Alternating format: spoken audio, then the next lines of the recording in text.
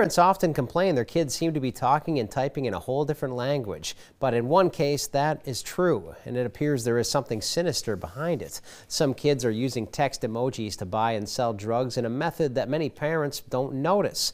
Leading local KX News' Nye Remy asked a drug enforcement expert about this to see if it's happening in North Dakota. Hello, Remy. Hey Joel, now these are some emojis that may look sweet and even silly, but it's really a secret language that you probably don't even know about. A school bus is a code for Xanax, a blue heart, meth, and a maple leaf, well, it represents all drugs. And I spoke with the DA at the Omaha Division who says this is just one of the biggest drug threats here in North Dakota, and it's even trending right here in our very own backyard. It may look like a harmless text, but this combination of emojis is code for a large batch of cocaine has arrived. Now, the DEA has a list of these tiny pictures and what they stand for in the drug world, and the market is open every day for buyers on social media. Would you call the dark web and social media like a hot spot for people selling drugs, not just in the upper Midwest, but in our country? Oh, definitely. Social media especially is being used all across the country. North Dakota, Bismarck is no different than anywhere else across the nation at this point. Social media apps are being used to market, buy, and sell drugs, and the cartels are using this to their advantage. Facebook, Instagram, and even X, formerly known as Twitter, are all apps that are being used to distribute drugs through this code. The Drug Enforcement Administration says drug dealers have been turning to technology to lure addicts to buy illegal drugs. And agents say using codes to buy and sell drugs isn't new, but at this time, people who order drugs with a text can have it dropped off right at their door. Gone are the days where you had to walk to your shady street corner to find your local drug dealer. Anymore, it's as easy as getting on your smartphone, getting on an app, and finding somebody wherever they're located in the country to buy drugs from. And the mystery of it all, you don't know who's dropping it off. You don't have to buy from somebody directly in Bismarck anymore. Now you can purchase drugs from California, Miami, wherever it may be, and have it delivered straight to your doorstep. It's just more convenient for people, basically.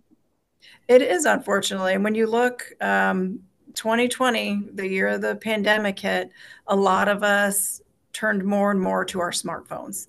We're able to order our groceries online. We're able to order pretty much anything you could possibly need to get by in life anymore. You can purchase it online.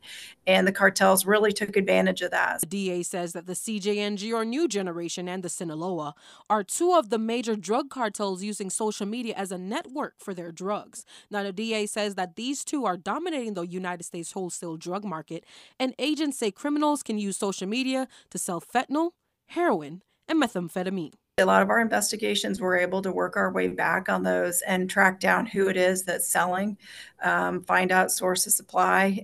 It's just another investigative process that we work through to try and work back the investigation as far as it can possibly go, oftentimes leading back to Mexico, oftentimes leading back to the Sinaloa or the CJNG cartel, and working those investigations all the way to the top. The DA says there is not a simple age or face of who exactly is buying the drugs, but agents say some of those customers are people looking for a cheaper alternative to prescription pills, and the risk is that many times people asking for oxycodone or Percocet could be getting a drug laced with fentanyl, and the only drug you should take is the one that was prescribed by your doctor.